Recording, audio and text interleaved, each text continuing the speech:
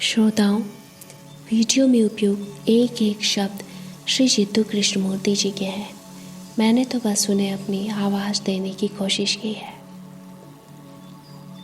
श्री जिद्दू कृष्णमूर्ति, तो पीछा करके देखिए इच्छा किधर जा रही है। इच्छा का अर्थ है उन अनेक प्रकार की क्षुधाओं का पेट भरना जिनके लिए कुछ न कुछ करना पड़ता है, जैसे यौनाचार की लालसा, बड़ा आदमी बनने की लालसा, बड़ी कार खरीदने की इच्छा और भी लालसा है। तो इच्छा है क्या? आप कोई सुंदर भवन या आकर्षक कार देखते हैं या उच्च पद पर आसीन किसी व्यक्ति को देखते हैं और उस भवन को पाने के लिए, उस उच्च पदस्थ व्यक्ति को सम्मान बनने के लिए या वाहवाही के बीच कार में सवारी करने के लिए लालायित हो उठते हैं। यह इच्छा उत्पन्न कैसे हुई? सर्वप्रथम उस भवन को देखने से एक दृष्टिगत आकर्षण हुआ। रूपरेखा, कार की मनमोहकता और रंग का आकर्षण हुआ। फिर मानस पटल पर उसका चित्रण हुआ। कृपया ध्यानपूर्वक समझते चलिए। यह आप कर रहे हैं, मैं नहीं। मैं तो मात्र शाब्दिक विवरण दे रहा हूँ, परंतु कर आप ही रहे हैं। हम सब इस बात के सहभागी बन रहे हैं। वक्ता क्या कह रहा है उसे आप केवल सुन ही नहीं रहे, बल्कि आप अपने ही विचारों की इच्छा के रूप में हो रही गतिविधि का अवलोकन कर रहे हैं। यहाँ विचार और अवलोकन के बीच कोई विभाजन नहीं है, दोनों में एक ही गति है। विचार और इच्छा में कोई पृथकता नहीं है। इसे अभी हम सविस्तार देखेंगे। इच्छा का सिर उठाना तो पहले होता है देखना, फिर बोध, फिर संवेदन की उत्पत्ति, तत्पश्चात स्पर्श और फिर उपजती है इच्छा। उस पा लेने की इच्छा, ताकि उस संवेग की निरंतरता बनी रहे। यह सरल सी बात है। मैं किसी सुंदर महिला या पुरुष को देखता हूँ, तब उसे देखने में मुझे सुख मिलता है और फिर वह सुख निरंतरता चाहता है। मतलब मैं उस खूबसूरत स्त्री को देखता जाऊं या फिर मैं उस बलिष्ठ पुरुष को देखती ही जाऊं। तो मैं सोचता हूँ, इस प्रकार इससे विचार का जन्म होता है। और विचार जितना अधिक उस सुख के विषय में सोचता है, उतनी ही वह उस सुख या उस पीड़ा की निरंतरता बनी रहती है। और इस निरंतरता के दौरान इसमें मैं प्रवेश करता है।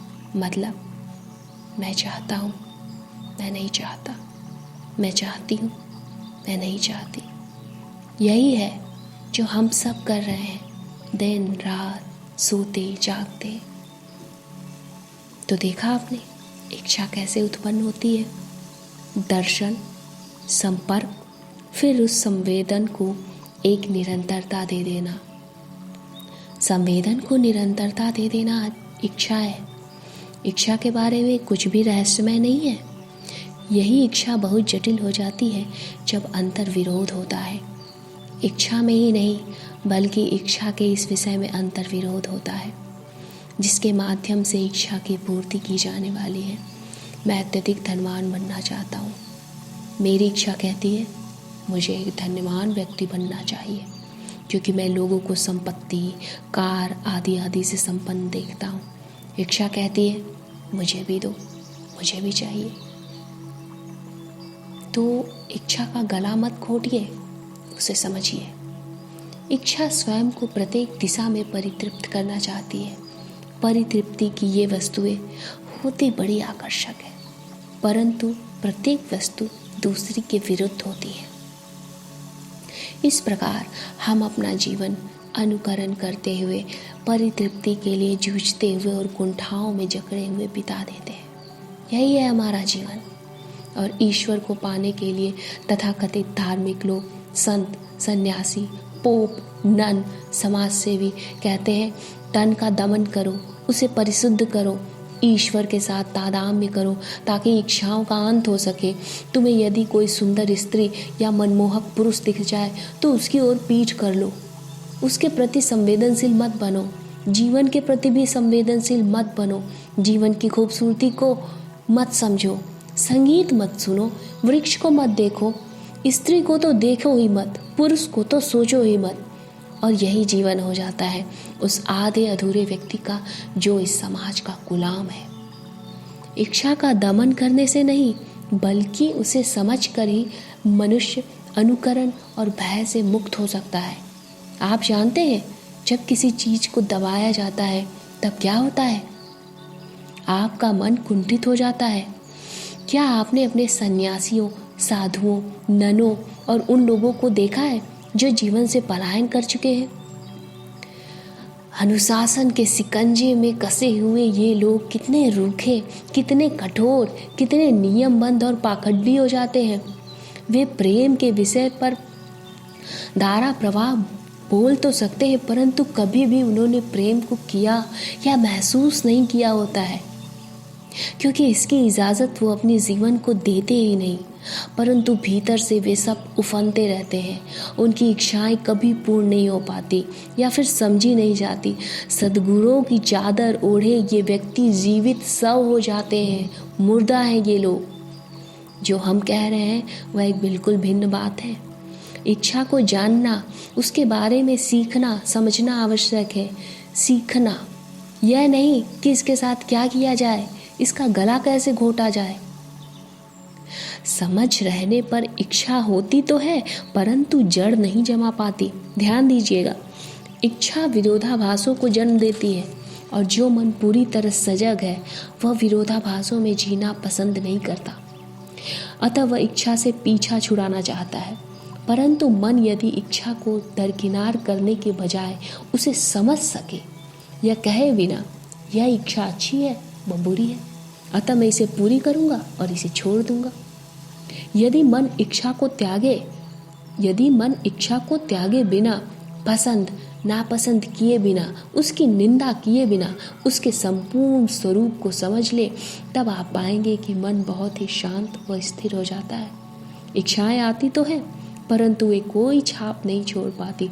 स्त्री गुजरेगी परंतु वह छाप नहीं छोड़ पाएगी।